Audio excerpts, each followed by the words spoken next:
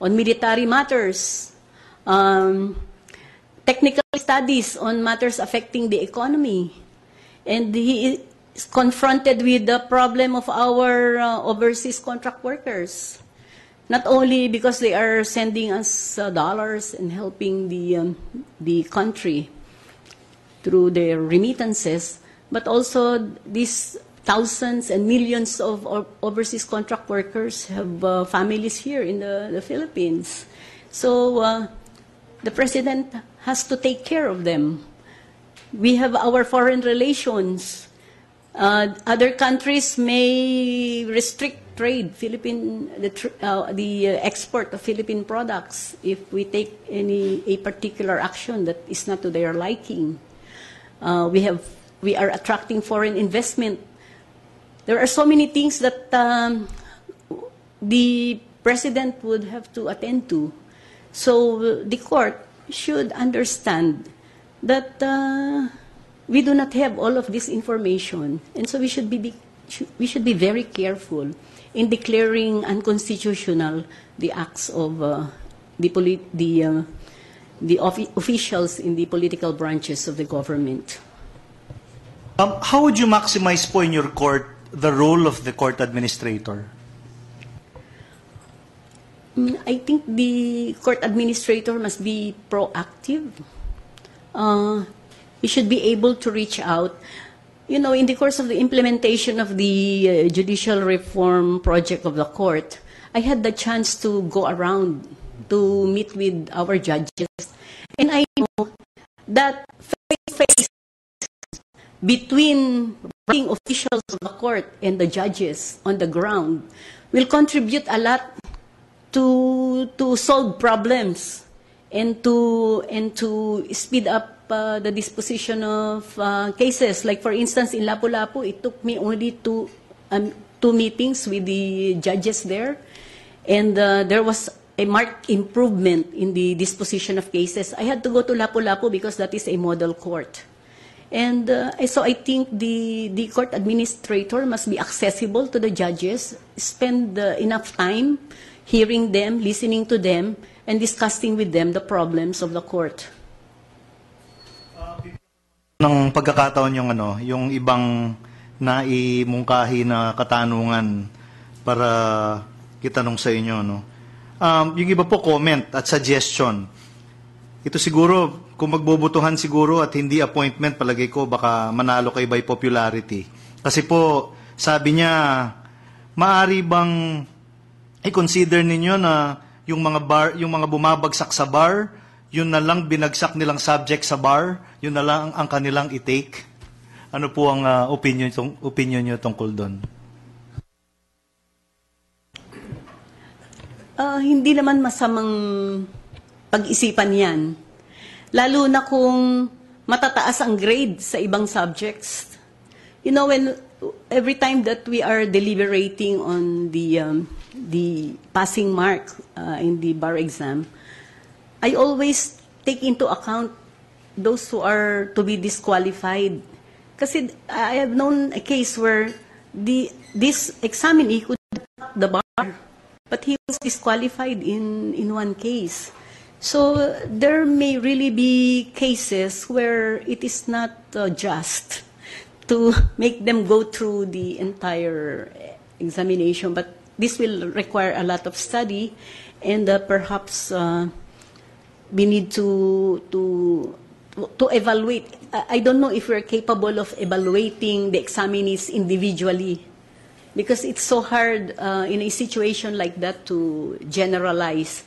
So perhaps we could first take some statistics to see how many failed just in one subject but got very high in other subjects, for us to reconsider this policy of the court. Thank you po. Ito ho na sagot na po ni Justice Abad kahapon, isang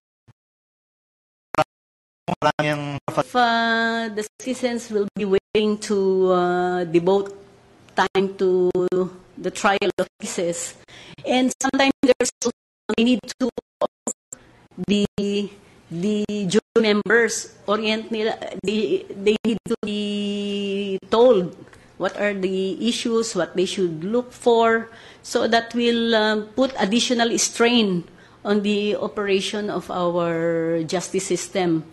In the U.S., they allow this in both in criminal and civil cases, but to a lesser extent in the case of in civil cases. But I know they are encountering a lot of problems because they are paid. That's additional expense, but the pay is not also enough for them to leave their family or to leave their work. And there is also a problem. I think in the U.S. Before, they want to make sure that the jury members do not read the news, do not watch the television, or do not know anything about the case. But how can you do that now with the internet and all these gadgets?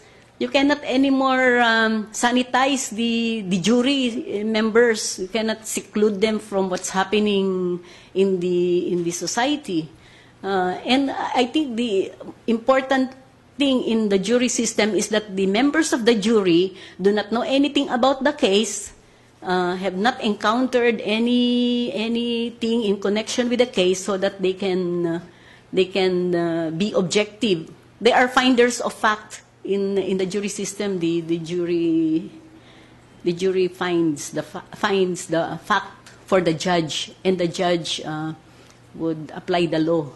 But there are also occasions where the judge do not agree with the jury, so you add more conflict in the highest court down, and the doubt of the entire membership of the judiciary.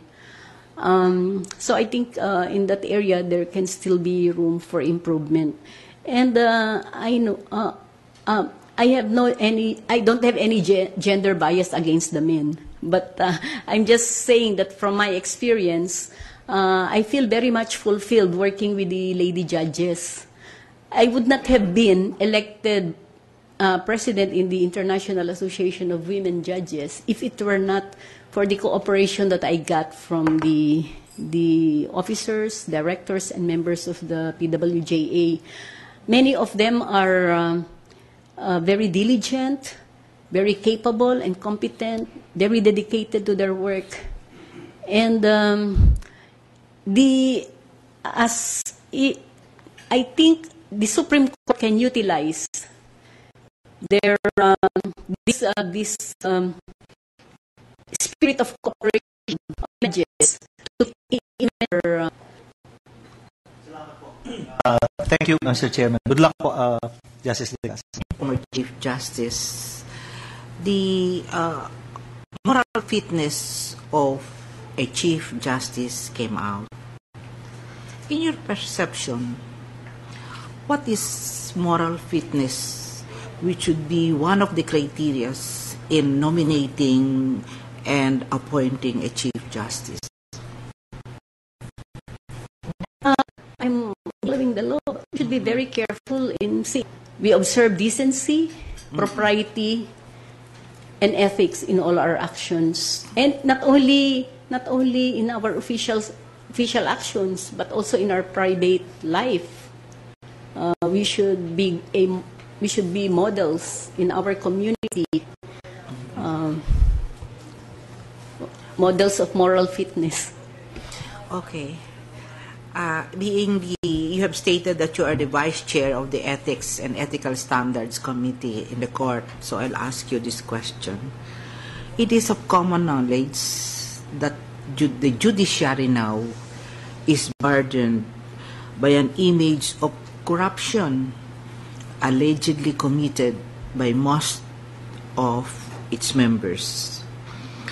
Now, former Chief Justices have tried to address this problem, but apparently they failed because this problem still persists up to today.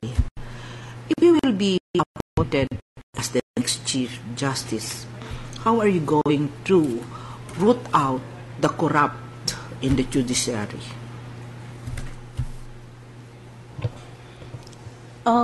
I think it is important for us to have a feedback mechanism How are you going to do that? Yes.